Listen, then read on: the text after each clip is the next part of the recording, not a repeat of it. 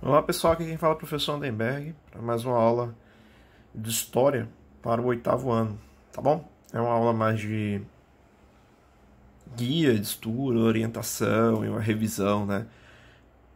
Uma aula de revisão também para a prova, tá bom? Oitavo ano. História, dessa vez a história, você já sabe quais são os conteúdos, eu fiz um vídeo explicando sobre isso. Eu vou começar com o capítulo 1, fazendo uma abordagem sobre o capítulo 1. Capítulo 1, o Iluminismo e a independência das três colônias da América do Norte. Ó, pessoal, a primeira coisa que a gente precisa entender é compreender o Iluminismo, saber a importância desse movimento para a história da Idade Contemporânea, principalmente da Idade Contemporânea, né? O Iluminismo ele foi um movimento intelectual, ele surgiu na Europa, lá a partir do século XVIII. A ideia era iluminar, os defensores defendiam uma perspectiva iluminismo pela ideia de iluminar por meio da razão o que tinha sido tudo de obscuro. Obscuro no sentido o obscuro para eles era que era tudo ocultado, tudo era escuro no sentido de que esse conhecimento era oriundo religioso, era uma perspectiva de perspectivas teológicas e por aí vai. Era um momento de esclarecer, o termo é esse, né? E clarear, elucidar, ilustrar o que de forma agora racional, né? Esse século XVIII foi chamado de século das luzes, que foi uma quebra, uma ruptura no período das trevas, como era denominado, como era chamado, como esses intelectuais chamavam um período antes do século XVIII.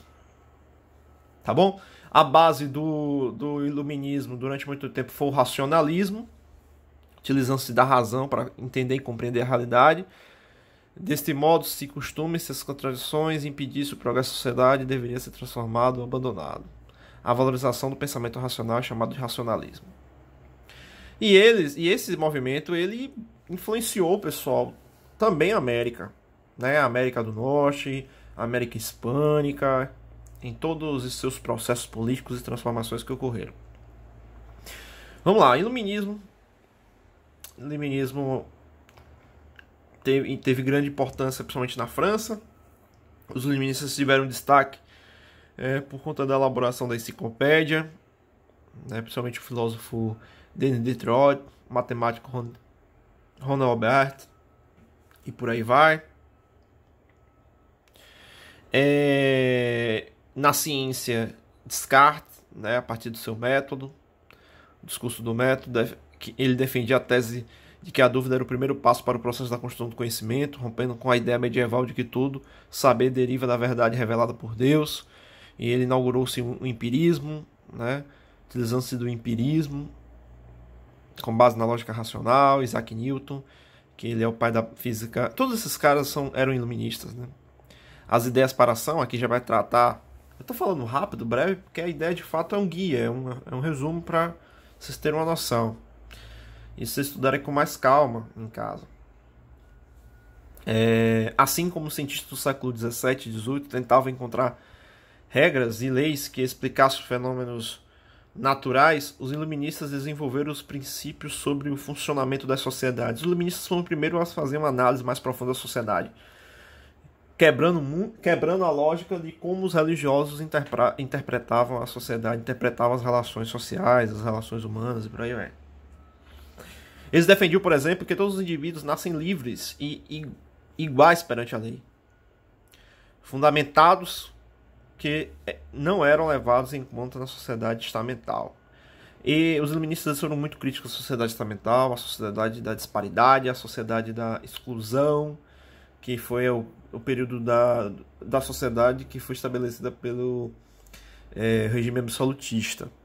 Essas ideias iluministas ganharam muito força e impulsionou a Revolução Francesa. Os revolucionários tiveram muita ideia, impulsionou a Revolução Francesa, as independências na América, e também proporcionou um abalo nas monarquias absolutistas. E algumas delas caminharam para o chamado despotismo esclarecido, que continuavam monarquias rígidas, mas dessa vez agora com um olhar mais cuidadoso diante das mudanças que estavam ocorrendo na Europa, graças ao pensamento iluminista.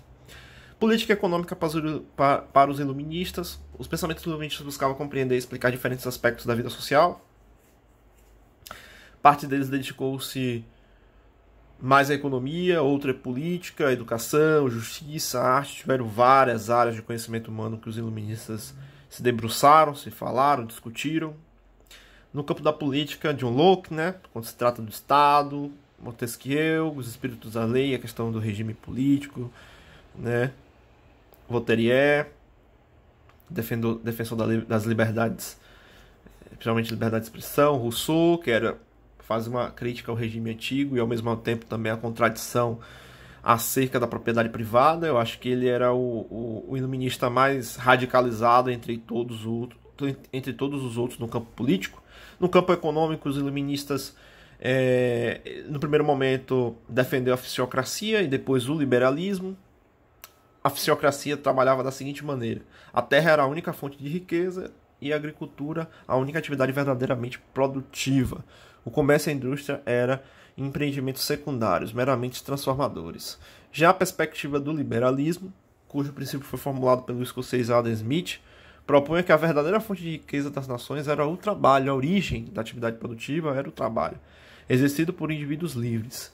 Isso diferenciava dos pensadores anteriores, que acreditavam que os metais preciosos e a terra, bens cuja quantidade é fixada pela natureza, eram geradores de riqueza. De acordo com as ideias do iluminismo, a economia possuiria leis próprias que regulava naturalmente, sem a necessidade de maiores intervenções do governo. Os liberais defendiam a não intervenção do Estado, né, com base no pensamento iluminista, liberdade, não intervenção do Estado.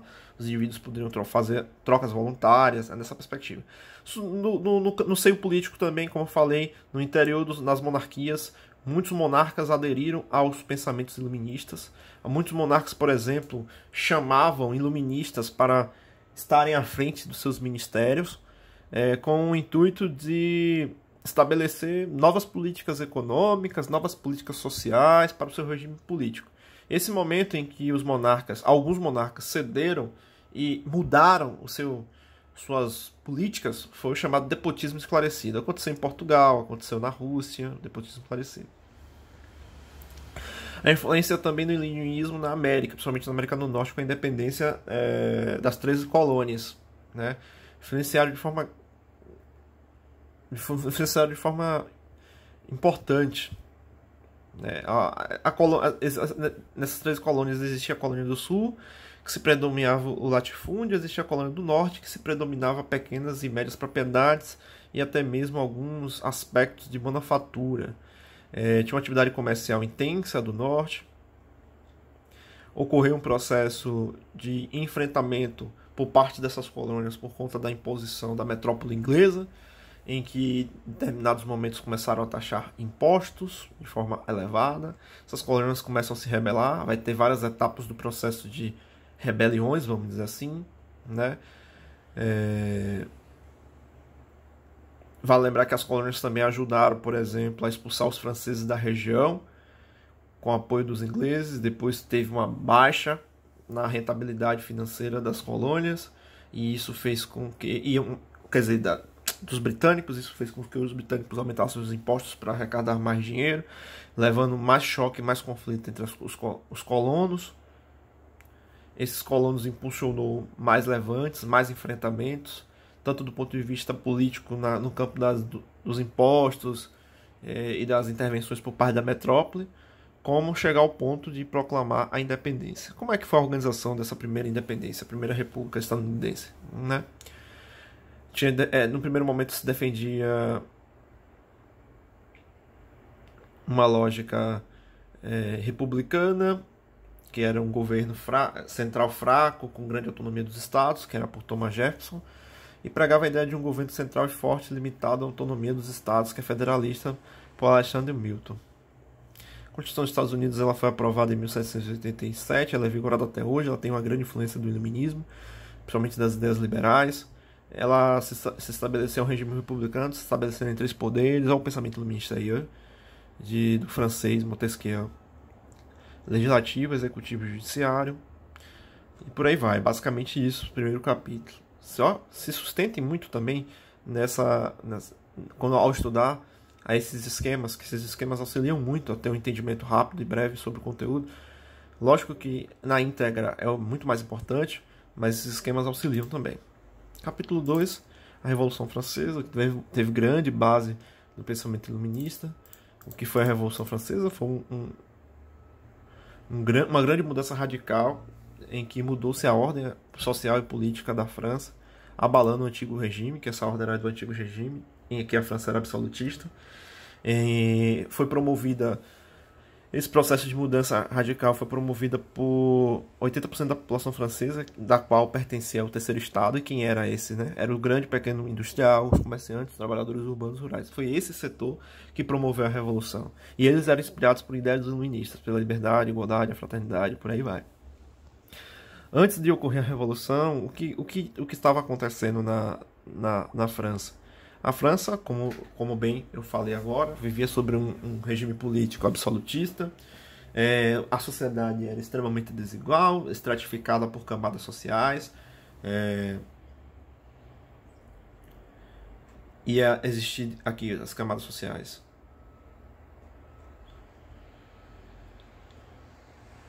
A primeira camada, representação do clero, autor por rei. Segunda camada, nobreza, cardeais, arcebispos e por aí vai. E a terceira camada, que era a maioria da população, 80% da população, né, que eram os trabalhadores urbanos, rurais, camponeses, burgueses, pequenos burgueses e por aí vai. O setor que rebelou-se foi esse setor, que destruiu essa estrutura. Esse foi o símbolo da Revolução Francesa. Como é que a situação é... Lembre-se da Guerra dos 7 Anos com os ingleses, teve um grande auxílio econômico e militar feito pelos Estados Unidos na Guerra da Independência, então isso fez com que agravasse a crise financeira do país, então refletindo mais ainda na economia do país.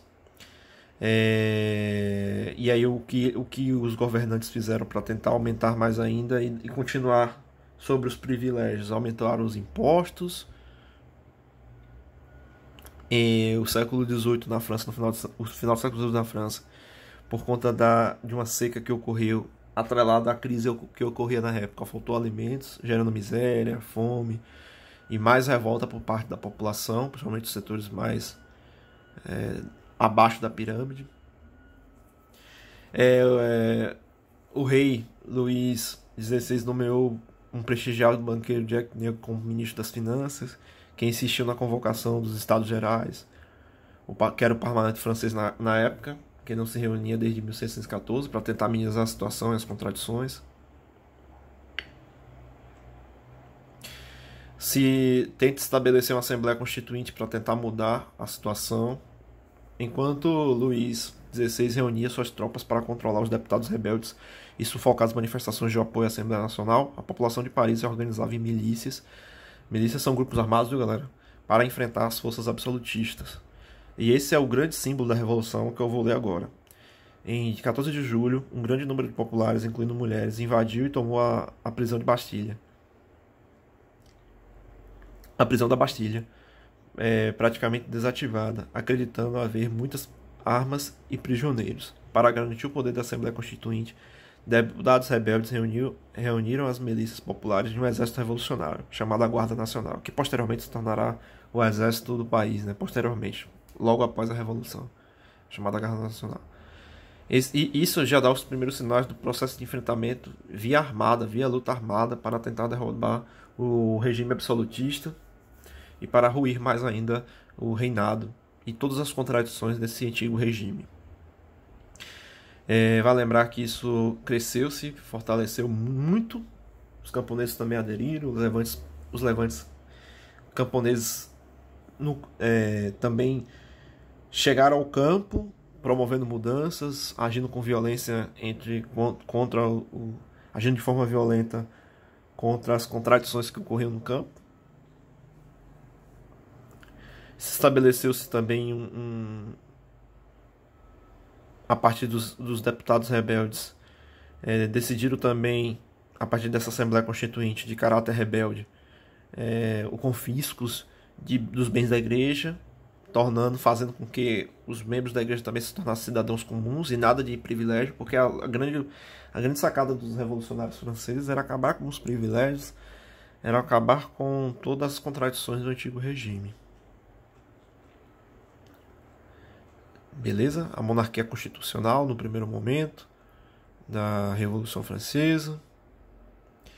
Essa monarquia constitucional se estabelecendo entre 3 grupos políticos que foram fortes, né, na composição da Assembleia Nacional no primeiro momento, e cada vez mais de enfrentamento contra a monarquia absolutista. Existiam os gerondinos, que representavam a alta burguesia, eram setores mais à direita, eram setores mais reformistas, moderados do ponto de vista revolucionário. Defendia que as coisas deveriam ser organizadas e mudadas na França de forma gradual. Tinham os jacobinos, que eram mais radicalizados, faziam parte da pequena burguesia, dos trabalhadores urbanos e rurais. Defendiam uma república popular, todos pudessem ter liberdade política, liberdade, todos, sem exceção. Era caracterizado como uns partidos de esquerda, né? E tinha a planície, né? Que era o centro, que estava a alta burguesia, que era extremamente moderado, até defendia a perspectiva conservadora e por aí vai. Ela instituiu a monarquia constitucional, dividida em 3 poderes. O executivo seria assumido pelo rei Luís XV, mas limitado pelo judiciário e pelo legislativo. Mas mesmo assim isso não mudou, né, tão assim as condições, pois o voto, por exemplo, ainda estava em um voto elitista, censitário, onde só quem tinha dinheiro, quem tinha propriedade que votaria. Então excluiu a boa parte dos cidadãos, dos trabalhadores franceses a participar da política. Isso gerou ainda muito mais revolta. O grande impacto de transformação através dos enxames, através das revoltas, através das comoções e dos abalos, foi quando se estabelece a Convenção Nacional para instaurar a República. Esse é o grande processo radicalizado, né, da Revolução Francesa. Quando os jacobinos, né, se estabelecem como protagonistas e chegam ao poder, defendiam um Estado. Esse momento é o chamado que se estabelece uma república e quebra a monarquia, de 1792 a 1795. Vale lembrar que tudo que eu estou falando aqui é o processo revolucionário francês, né?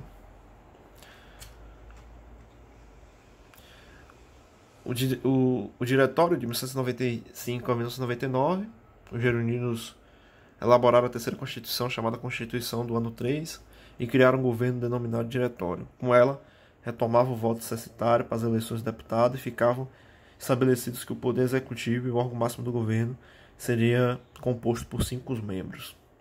Tanto os jacobinos, agora liderados pelo jornalista Braquefort, quanto os defensores da volta da monarquia, chamados de realistas,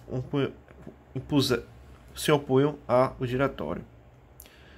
O diretório sofreu um golpe, né?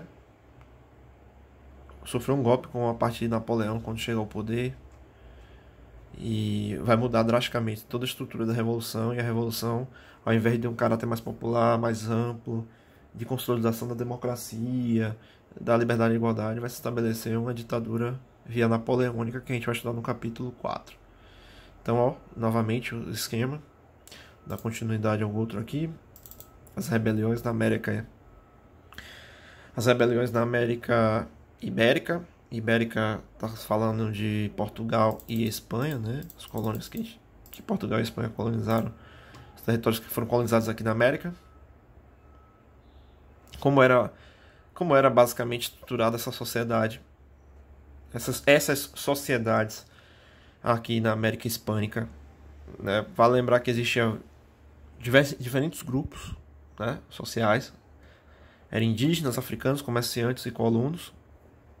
E todos eles também questionaram o domínio metropolitano nesse processo de levantes contra essas revoltas e por aí vai.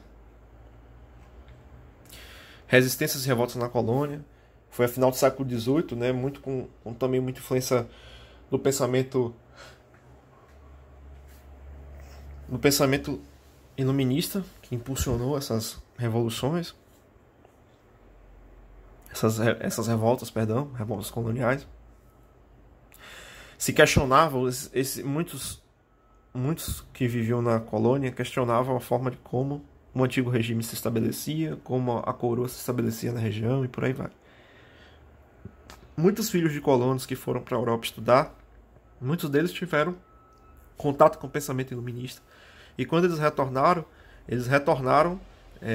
com novos ideais, novas perspectivas, novos programas para mudar o território da qual eles viviam, né, que era a América. Né?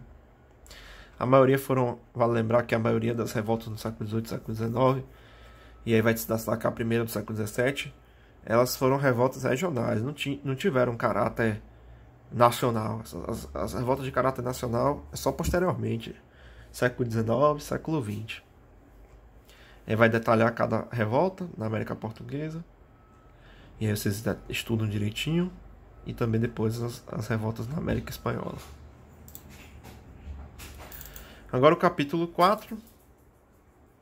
Capítulo 4, Napoleão, Congresso de Viena.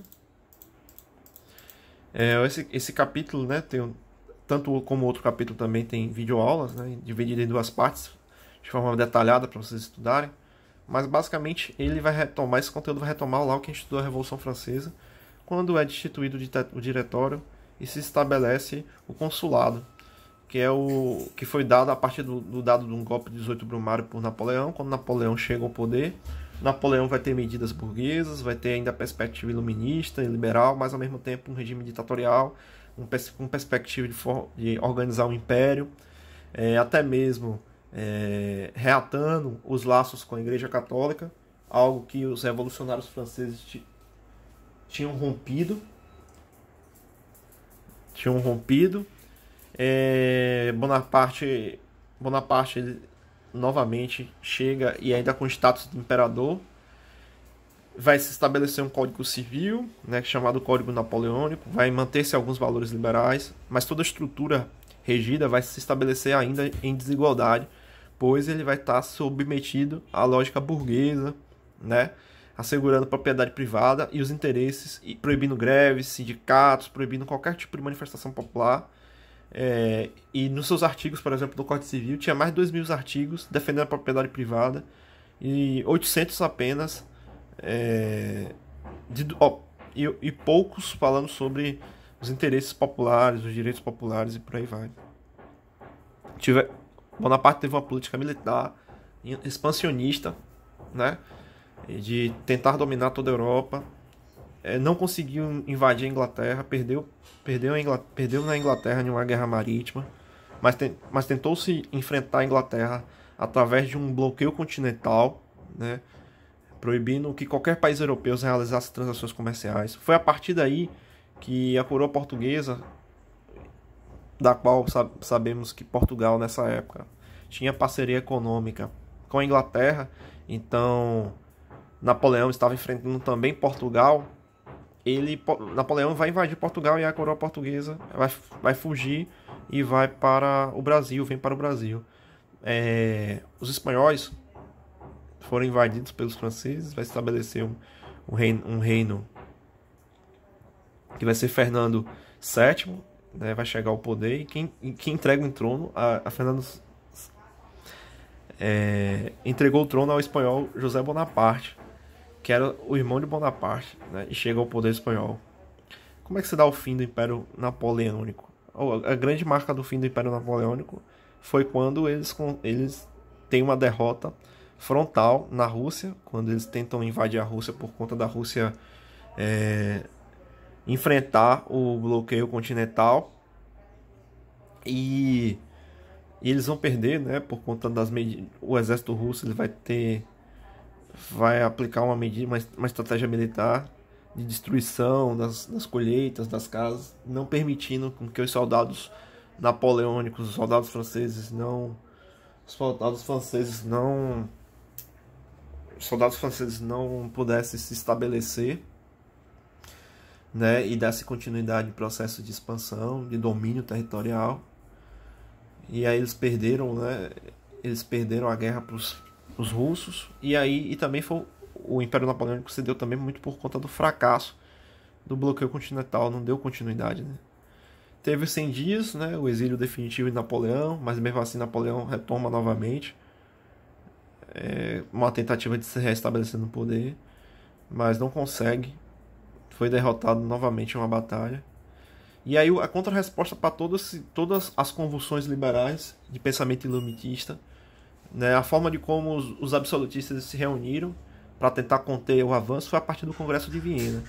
Logo após as derrotas de Napoleão na Rússia, o enfraquecimento de Napoleão e até mesmo o enfraquecimento das outras revoluções burguesas, se dá uma contra-resposta. Essa contra-resposta absolutista, contra-revolucionária, foi através do Congresso de Viena.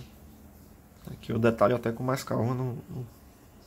Então é isso, pessoal. Basicamente isso é um guia, mais ou menos um guia, uma revisão rápida, muito básica. A ideia é ser algo geral, para pelo menos situarem vocês na hora de estudarem. Vou estudar o primeiro capítulo, deixa eu escutar pelo menos essa primeira parte que o professor está falando do primeiro capítulo, estudar o segundo, etc, por aí vai. E aí, como sempre tem nesses capítulos que eu acho muito legal, os mapas dos saberes, que é tipo uns esquemazinhos, e é bom, legal para se situar, para fazer uma revisão e por aí vai. Aconselho também fazer os exercícios, que auxilia, como eu já fiz a correção, acompanhar as correções, que também auxilia nos estudos. Então é basicamente isso, pessoal, e até mais, até a próxima aula. Tchau, tchau.